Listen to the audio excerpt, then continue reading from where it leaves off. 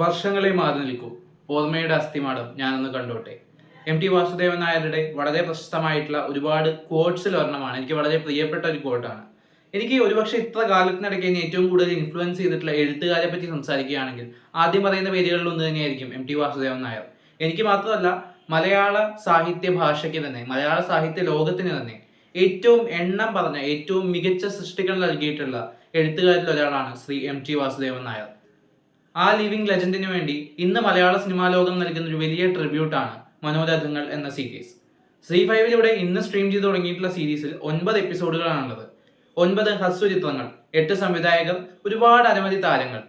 മനോരഥങ്ങൾ അഥവാ മൈൻഡ്സ്കേപ്സ്. നമുക്ക് ആദ്യത്തെ കഥയിൽ നിന്ന് തന്നെ തുടങ്ങാം. ഓളവും തീരവും. 60കളിൽ സിനിമയായി മാറി മധു കേന്ദ്ര കഥാപാത്രം അവതരിപ്പിച്ച് അന്നിറങ്ങിയിട്ടുള്ള സിനിമയായിരുന്നു ഓളവും തീരവും. ആ സിനിമയുടെ ഒരു റീക്രിയേഷൻ കൂടിയാണ് ഓളവും തീരവും. അത്രയും പഴക്കമുള്ളൊരു സിനിമയുടെ അത്രയും തന്നെ പഴക്കമുള്ളൊരു കഥയാണ്. ആ പഴക്കം അവിടെ നിന്നുകൊണ്ട് തന്നെ അതിനെ മറികടക്കാൻ സാധിക്കും വിധം മികച്ച പ്രകടനങ്ങളും പ്രസന്റേഷനും കൊണ്ട് വേറിട്ട് നിൽക്കുന്ന ഒരു അനുഭവമാണ് ഓളവും തീരവും നൽകിയിട്ടുള്ളത്. പഴയ ഓളവും തീരവും പോലെ തന്നെ ബ്ലാക്ക് ആൻഡ് വൈറ്റിൽ സിനിമ എടുക്കാൻ അവരുടെ ചോയ്സ് എന്ന് പറയുന്നത് വളരെ ഗംഭീരമായിട്ട് തോന്നി.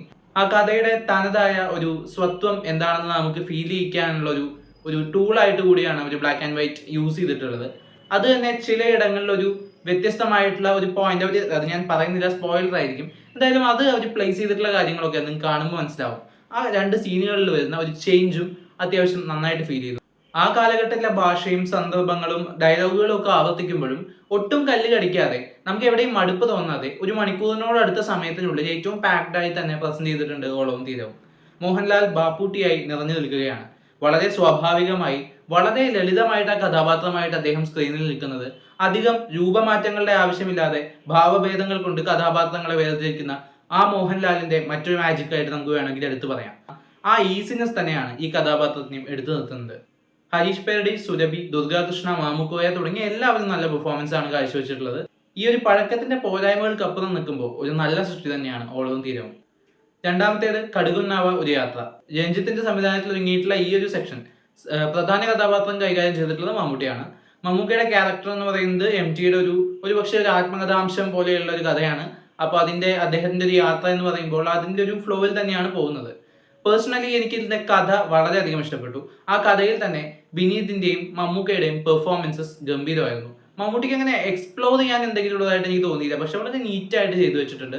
വിനീതിലേക്ക് വരുമ്പോൾ, വിനീതിനെ ഈ സ്ക്രീനിൽ കാണുമ്പോൾ വളരെ വൈബ്രന്റ് ആയിട്ടുള്ള ക്യാരക്ടർ, ഭയങ്കര ഗ്രേസ്ഫുൾ ആയിട്ട് ചെയ്തതായിട്ടാണ് എനിക്ക് ഫീൽ ചെയ്തത്. എന്തായാലും അവിടെ എനിക്ക് വലിയൊരു നെഗറ്റീവ് ഫീൽ ചെയ്തത് ഇതിന്റെ മേക്കിംഗ് ആണ്. കടുകണ്ണാവാരി യാത്ര ശ്രീലങ്കയിലേക്ക് നീളുമ്പോൾ, ശ്രീലങ്കയിൽ പോയി ഷൂട്ട് ചെയ്യാൻ അവർക്ക് ഉണ്ടായിട്ടുള്ള സിറ്റുവേഷൻസ് ഒക്കെ മനസ്സിലാക്കിയതുകൊണ്ട് തന്നെ ഈവൻ അത് ശ്രീലങ്കയിൽ ഷൂട്ട് ചെയ്തില്ലായിരുന്നെങ്കിൽ പോലും കുറെ കൂടി നല്ല വിഷ്വൽ ഉൾപ്പെടുത്തിയിരുന്നെങ്കിൽ നന്നായിരുന്നു എന്ന് തോന്നി. കഥ എവിടെയും മേക്കിംഗ് വൈസ് മികച്ചു നിൽക്കുന്നില്ല. ഒരുപക്ഷെ പല ഷോട്ടുകളും എന്താണ് ഇങ്ങനെ ചെറിയ രീതിയിൽ ചെയ്തിരിക്കുന്നതെന്ന് തോന്നിപ്പോയി. കുറെ കൂടെ നല്ല ഷോട്ടുകളും നല്ല ഫ്രെയിമുകളൊക്കെ വെച്ചിട്ട് ഇതൊന്നുകൂടെ ഭംഗിയാക്കി എടുക്കാൻ സാധിക്കുമായിരുന്നു. ഒരുപക്ഷെ ഈ ഒരു സീരീസിലെ എനിക്ക് അധികം ഇഷ്ടപ്പെടാതെ ഇരുന്ന സിറ്റുവേഷൻസിൽ പോലും പല കഥകളിലും നല്ല ഫ്രെയിമുകളും നല്ല മേക്കിംഗ് ക്വാളിറ്റി ഉണ്ടായിരുന്നു. കടുകണ്ണാവാരി യാത്രയിൽ അത് ലാക്ക് ചെയ്തിരുന്നു. എന്നാൽ കഥയുടെ മേന്മ കൊണ്ടും അഭിനേതാക്കളുടെ പ്രകടനത്തിലെ മേന്മ കൊണ്ടും ആ വ്യത്യാസങ്ങളൊക്കെ അല്ലെങ്കിൽ ആ പ്രശ്നങ്ങളൊക്കെ അവർ ഓവർകം ചെയ്യാൻ ഒരു പരിധിവരെ ശ്രമിക്കുന്നുണ്ട്. മൂന്നാമത്തെ കഥ കാഴ്ചയാണ്. ശ്യാമപ്രസാദിന്റെ സംവിധാനത്തിൽ പാർവതി തിരുവോത്ത്, നരയൻ തുടങ്ങിയവർ പ്രധാന വേഷങ്ങൾ കൈകാര്യം ചെയ്തിട്ടുള്ള ഈ ഒരു എപ്പിസോഡ് ഒരുപക്ഷെ പാർവതി തിരുവോത്തിന്റെ കാസ്റ്റ് വന്ന് ആ ഒരു മൊമെന്റ് തൊട്ട് നമ്മൾ ആ ക്യാരക്ടറിനെ കാണിക്കുമ്പോൾ തൊട്ട് എങ്ങോട്ടായിരിക്കും പോകുന്നത് അല്ലെങ്കിൽ എങ്ങനെ ഒരു ടോണിലായിരിക്കും പോകുന്നത് നമുക്ക് പ്രഡിക്റ്റ് ചെയ്യാവുന്ന രീതിയിലാണ് പോകുന്നത്. കഥയും കഥാപാത്രങ്ങളുടെ വലിയ ഡെപ്ത് ഒന്നും അല്ലെങ്കിലും ഇതിലെ സംഗീതവും ആ സംഗീതം വന്നു പോകുന്ന രംഗങ്ങളും ഒക്കെ പേഴ്സണലി കുറെ അധികം ഇങ്ങനത്തെ ക്ലാസിക്കൽ മ്യൂസിക് ഒക്കെ ഇഷ്ടമുള്ളവർക്ക് കൂടുതൽ ഇഷ്ടപ്പെടാൻ സാധ്യതയുണ്ട്. അതുപോലെ ഇതൊരു സ്ത്രീപക്ഷ കഥയാണ്. സ്ത്രീകൾക്ക് കുറച്ചുകൂടി കണക്ട് ആയേക്കാവുന്ന ഒരു കഥ കൂടിയാണ്. നാലാമത്തേത് പ്രിയദർശന്റെ തന്നെ സംവിധാനത്തിൽ ബിജു മേനോൻ കേന്ദ്ര കഥാപാത്രം അവതരിപ്പിച്ച ശിലാലിഖിതങ്ങൾ. ഏറ്റവും എടുത്തു പറയേണ്ടതാണ് ശിലാലിഖിതങ്ങൾ. കാരണം ഈ ഒരു ഹോൾ സീരീസിൽ എനിക്ക് ഏറ്റവും ഗംഭീരമായി തോന്നിയ MTയുടെ ആ ഒരു എഴുത്തിന്റെ ഭംഗിയെയും ശക്തിയെയും ഏറ്റവും ഗംഭീരമായിട്ട് സ്ക്രീനിൽ പ്രസന്റ് ചെയ്തിട്ടുള്ള പ്രിയദർശന്റെ വൺ ഓഫ് ദ ബെസ്റ്റ് വർക്ക്സിൽ ഒന്നാണ് ശിലാലിഖിതങ്ങൾ. ബിജു മേനന്റെ പെർഫോമൻസ് വളരെ നന്നായിട്ടുണ്ടായിരുന്ന ഒരു അണ്ടർപ്ലേ ആണ് പുള്ളിയുടെ ഒരു ക്യാരക്ടറിന്റെ ആദ്യാവസാനം പോകുന്ന ഒരു രീതി എന്ന് പറയുന്നത്. അത് നന്നായിട്ട് തന്നെ ചെയ്തിട്ടുണ്ട്. മറ്റ് കഥാപാത്രങ്ങളും നമുക്ക് ദേഷ്യം ഉളവാക്കുന്ന നിമിഷങ്ങൾ ഉണ്ടാകേണ്ടിടത്തും അങ്ങനെ എല്ലായിടത്തും പെൺകുട്ടിയുടെയൊക്കെ പെർഫോമൻസ് വളരെ നന്നായിട്ടാണ് തോന്നിയത്. ഗ്രാമം നന്മകളാൽ സമൃദ്ധം എന്ന് പറയുന്ന ആ ഒരു സൈഡിലേക്ക് പോകുമ്പോൾ അതിന്റെ ഒരു ഐറണി പറയുന്ന ആ ഒരു കഥയുടെ ഒരു ഭംഗി പ്രസന്റ് ചെയ്യുന്ന ഈ ഒരു കഥ തന്നെയാണ് ഒരു പക്ഷേ ഈ സീരീസിലെ ഏറ്റവും വലിയ ഹൈലൈറ്റ്. നിങ്ങൾക്ക് ഈ സീരീസ് മുഴുവൻ കാണാൻ യാതൊരു താല്പര്യം തോന്നുന്നില്ലെങ്കിൽ ഈ ഒരു എപ്പിസോഡ് എടുത്ത് കാണുക, ബാക്കി കാണാൻ നിങ്ങൾക്ക് താല്പര്യം തോന്നും. പിന്നെയുള്ള കഥ എന്ന് പറയുന്നത് ഷെർലോക്ക് ആണ്. ഫഹദ് ഫാസിൽ കേന്ദ്ര കഥാപാത്രം അവതരിപ്പിച്ച് മഹേഷ് നാരായണൻ സംവിധാനം ചെയ്തിട്ടുള്ള ഷെർലോക്കിൽ നാദിയ മൊയ്തുവും ഒരു പ്രധാന വേഷത്തിൽ എത്തുന്നുണ്ട്. പിന്നെ ഒരു ക്യാരക്ടറുള്ള ഒരു പൂച്ചയാണ്. ഈ പൂച്ചയും ഫഹദ് ഫാസിലും തമ്മിലുള്ള കോൺവെർസേഷൻസും കാര്യങ്ങളൊക്കെയാണ് ഇതിന്റെ ഏറ്റവും മെയിൻ ഭാഗങ്ങളായിട്ട് വരുന്നത്. എന്തായാലും ആ ഒരു സെക്ഷൻ അത്യാവശ്യം ഓക്കെ ആയിട്ടാണ് എനിക്ക് ഫീൽ ചെയ്തത്. ലണ്ടനിൽ ഇപ്പോൾ ഷൂട്ട് ചെയ്തിട്ടുള്ളതാണ്. അവിടുത്തെ ഒരു ടെറൈനും അതിന്റെ ഒരു മഞ്ഞ് മൂടിയിട്ടുള്ള ഭംഗിയും ഒക്കെ അവർ മാക്സിമം എക്സ്പ്ലോർ ചെയ്തിട്ടുണ്ട്. പരിമിതികൾക്കുള്ളിൽ നിന്നുകൊണ്ട് അത്യാവശ്യം നന്നായിട്ട് അവർ ചെയ്തിട്ടുണ്ടെങ്കിലും ഇതിലെ കുറച്ച് കാര്യങ്ങളൊക്കെ ക്യാരക്ടർ ഇമോഷൻസ് പേഴ്സണലി എനിക്ക് കണക്ട് ആയില്ല. അത് കണക്ട് ആയില്ലെങ്കിൽ കുറേ കാര്യങ്ങളൊക്കെ അപാകതയായിട്ട് ഫീൽ ചെയ്യാം. കംഫർട്ട് സോൺ വിട്ട് പുറത്തു പോകാൻ മടിക്കുന്ന മൃഗങ്ങളിൽ നിന്നും മനുഷ്യരിലേക്കുള്ള കാര്യമായിട്ടുള്ള മാറ്റങ്ങളില്ലാത്ത ആ ഒരു ഇമോഷൻസ് ആണ് അത്. പക്ഷേ എനിക്ക് അങ്ങോട്ട് വർക്ക്ഔട്ട് ആയില്ല. വർക്ക്ഔട്ട് ആയവർക്ക് തീർച്ചയായിട്ടും ഇത് വളരെയധികം ഇഷ്ടപ്പെടുമെന്നാണ് തോന്നിയത്.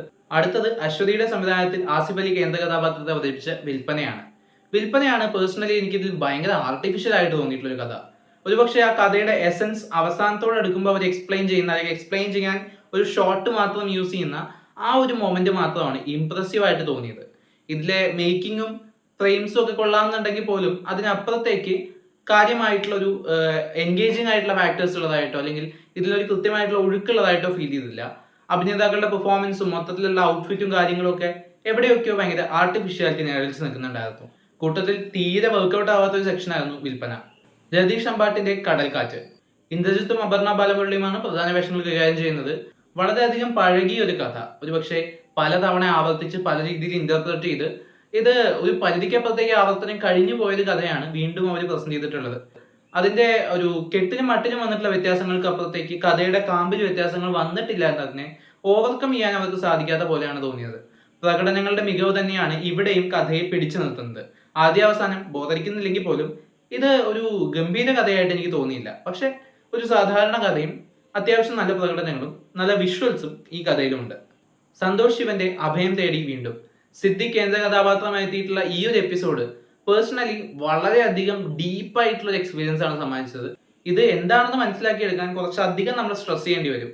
ഇതിലെ പല കാര്യങ്ങളും ഇപ്പോഴും എനിക്കത് അവർ ഉദ്ദേശിച്ചിട്ടുള്ള മെറ്റഫോഴ്സ് എന്താണെന്ന് പൂർണ്ണമായിട്ട് മനസ്സിലാക്കാൻ സാധിച്ചിട്ടില്ലെങ്കിൽ കൂടിയും ജീവിതവും മരണത്തോടുള്ള യാത്രയും അത്തരത്തിലുള്ള ജീവിത യാഥാർത്ഥ്യങ്ങൾ പ്രസക്ത വിഷയങ്ങളായിട്ട് വരുമ്പോൾ എല്ലാം വളരെ സിംബോളിക്കലായിട്ട് പ്രസന്റ് ചെയ്തിട്ടുള്ള, എല്ലാം വളരെ നമുക്ക് കാണുമ്പോൾ ഒരു മാജിക്കൽ റിയലിസം മൂഡൊക്കെ ഫീൽ ചെയ്യുന്ന, എന്നാൽ വളരെ യുണീക്ക് ആയിട്ടുള്ള ഒരു വിഷ്വലിംഗ് ഒക്കെയുള്ള നല്ല വിഷ്വൽ ബ്യൂട്ടിയാണ് ഈ കഥയുടെ ഏറ്റവും വലിയ ഹൈലൈറ്റ്.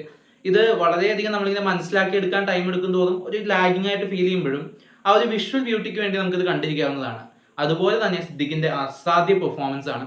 പുള്ളി ഓരോ സീൻസും കൈകാര്യം ചെയ്ത രീതിയും ആ ഒരു ആക്ടിങ്ങിനെ അവർ യൂസ് ചെയ്തിട്ടുള്ള ഒരു ഫ്രെയിംസിന്റെ ഭംഗിയും ഒക്കെ കൂടി ചേരുമ്പോൾ പേഴ്സണലി വർക്ക്ഔട്ട് ആയ ഒരു കഥയാണെങ്കിൽ കൂടിയും എല്ലാവർക്കും ഇത് ഒരുപോലെ വർക്ക്ഔട്ട് ആവുമോ എന്ന് ചോദിച്ചാൽ സംശയമാണ്. അവസാനത്തെ കഥ ജയരാജ് സംവിധാനം ചെയ്തിട്ടുള്ള സ്വർഗവാതിൽ തുറക്കുന്ന സമയം. ഇന്ദ്രൻസും രഞ്ജി പണിക്കരും നെടുമുടി വേണുവും സുരഭിയും കൈലാഷും ഒക്കെ അഭിനയിച്ചിട്ടുള്ള കുറച്ചധികം ആൾക്കാരൊക്കെ ഉണ്ട് ഈ ഒരു എപ്പിസോഡിൽ. ഈ കഥയിലേക്ക് വരുമ്പോൾ മരണം തന്നെയാണ് ഇവിടെയും വിഷയമെങ്കിലും മരണം കാത്തു കിടക്കുന്നവരുടെ, ഒരാളുടെ മരണം കാത്തു കിടക്കുന്നവരുടെ കൂടി കഥയാണ്. ഈ ഒരു മരണത്തിലേക്കുള്ള യാത്ര എത്രത്തോളം പതുക്കെ പോകുന്നതാണ്, അതിനുവേണ്ടിയുള്ള കാത്തിരിപ്പ് എത്രത്തോളം ഒരാളുടെ പ്രാധാന്യങ്ങളിൽ ഒന്നായിട്ട് മാറുന്നു എന്നുള്ളതാണ് കഥ സംസാരിക്കുന്നത്. ഇന്ദ്രൻസിന്റെ കഥാപാത്രമാണ് പുതുമയുള്ളതായിട്ട് തോന്നിയിട്ടുള്ളത്. നെടുമുടി വേണു സാറിന്റെ ക്യാരക്ടർ, ആ ഒരു അദ്ദേഹത്തിന് അവിടെ ചെയ്യാനുണ്ടായിരുന്ന കാര്യങ്ങളൊക്കെ ഒരുപക്ഷെ അദ്ദേഹം ആയതുകൊണ്ട് മാത്രം നമുക്ക് ഫീൽ ചെയ്യുന്ന ഒരു ഡീപ്പ് പെർഫോമൻസ് ആയിരുന്നു അദ്ദേഹം അവിടെ കാഴ്ചവെച്ചിട്ടുള്ളത്. ആ ഒരു ക്യാരക്ടറിന് വലിയ രീതിയിൽ ഔട്ട്ബേസ്റ്റ് ചെയ്യാവുന്ന ഒരു മൊമെന്റ്സ് ഒന്നും അധികം വരുന്നില്ല. എന്നാൽ വളരെ കുറച്ച് സിറ്റുവേഷൻസ് തന്നെ അത്രയും ഗംഭീരമായിട്ട് ഒരു എക്സ്പീരിയൻസ്ഡ് ആർട്ടിസ്റ്റിന്റെ ക്വാളിറ്റി അദ്ദേഹം കാണിച്ചു തന്നിട്ടുണ്ട്. മറ്റുള്ള അഭിനേതാക്കളും സുരഭിയുടെയൊക്കെ ആ പോർഷനിലുള്ള പെർഫോമൻസ് വളരെ നന്നായിട്ടുണ്ടായിരുന്നു. സുരഭിയാണ് ഒരു പക്ഷേ ഇതിൽ 2 സിനിമകളിൽ ആവർത്തിക്കുന്നതെന്ന് തോന്നുന്നു. ഓളവും തീരവും പിന്നെ ഈ കഥയിലും ഉണ്ട്. രണ്ടിനും 2 എക്സ്ട്രീംസിൽ നിൽക്കുന്ന കഥാപാത്രങ്ങളാണ് വളരെ നന്നായിട്ട് പെർഫോം ചെയ്തിട്ടുണ്ട്, എടുത്തു പറയേണ്ടിയിരിക്കുന്നു. ഈ കഥയിലും വിഷ്വൽസും കാര്യങ്ങളും ഒക്കെ നന്നായിരുന്നുവെങ്കിലും വീടിനകത്തേക്ക് വരുമ്പോൾ വല്ലാതെ ഒരു അടഞ്ഞ ഒരു അവസ്ഥ നമുക്കും ഫീൽ ചെയ്യുന്ന പോലെ, അല്ലെങ്കിൽ വളരെ ഒരു മൂടപ്പെട്ട പോലെയുള്ള ഇരുട്ട് മൂടപ്പെട്ട ഒരു സാഹചര്യം നമുക്ക് ഫീൽ ചെയ്യുന്ന പോലെ തോന്നി. എന്നാൽ കൺസെപ്റ്റ് കൊണ്ട് ജയരാജ് ഇത് അത്യാവശ്യം നന്നായിട്ട് തന്നെ ചെയ്തു വെച്ചിട്ടുണ്ട്. തീർച്ചയായിട്ടും എല്ലാവർക്കും ഒന്ന് കണ്ടു നോക്കാവുന്നതാണ്. എല്ലാം നറേറ്റ് ചെയ്തിട്ടുള്ളത് കമൽഹാസനാണ്. തുടക്കത്തിൽ ഒരു നറേഷനോട് കൂടിയിട്ടാണ് അത് സ്റ്റാർട്ട് ചെയ്യുന്നത് തന്നെ. കമൽഹാസന്റെ ആ നറേഷനൊക്കെ ഒരു ഭംഗി ഉണ്ടായിരുന്നു. അത് ഇട്ടിട്ടുള്ള ഒരു സെറ്റും കാര്യങ്ങളൊക്കെ അത്യാവശ്യം നന്നായിട്ട് തോന്നി. ഇപ്പൊ മൊത്തത്തിൽ വരുമ്പോൾ ഒരു തീം സോങ്ങും അങ്ങനെ ഇവർ ഓർഗനൈസ് ചെയ്തെടുത്ത ഒരു രീതി പേഴ്സണലി എനിക്ക് വളരെയധികം ഇഷ്ടപ്പെട്ടു. MT വാസുദേവൻ നായർ എന്ന ലിവിംഗ് ലെജൻഡ് ഞാൻ വീണ്ടും ആവർത്തിക്കുകയാണ്. അദ്ദേഹത്തിന് വേണ്ടി നൽകാവുന്ന ഏറ്റവും മികച്ച ട്രിബ്യൂട്ടുകളിൽ ഒന്നായി മലയാള സിനിമ നൽകുകയാണ് മനോരഥങ്ങൾ. എം ടിയുടെ എഴുത്തിലെ മാന്ത്രികത ഇഷ്ടപ്പെടുന്ന ഒരു ആസ്വാദകനാണ് നിങ്ങളെങ്കിൽ, വായനക്കാരനാണ് നിങ്ങളെങ്കിൽ, സിനിമാസ്വാദകനാണ് നിങ്ങളെങ്കിൽ കൂടിയും തീർച്ചയായിട്ടും നിങ്ങൾക്ക് കണ്ടു നോക്കാവുന്ന, കണ്ടിരിക്കേണ്ട ഒരുപാട് കഥകളുള്ള, ചിലതൊക്കെ അത്ര ഇഷ്ടപ്പെട്ടില്ലെങ്കിൽ കൂടിയും എല്ലാം ഒന്ന് കണ്ടു നോക്കണം എന്ന് പറയാൻ തോന്നിയ ഒരു സീരീസാണ് മനോരഥങ്ങൾ. ഇതിലെ കൊമേഴ്ഷ്യൽ വാല്യൂ എണ്ണി പോവാതെ ഇതിലെ ആർട്ട് വാല്യൂവിന് വേണ്ടി പ്രാധാന്യം കൊടുക്കാൻ ഇഷ്ടപ്പെടുന്ന പ്രേക്ഷകർ തീർച്ചയായിട്ടും കണ്ടു നോക്കുക.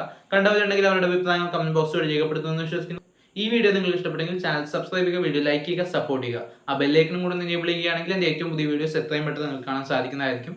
നമുക്കിനി മറ്റൊരു വീഡിയോയിൽ വീണ്ടും കാണാം. ബൈ.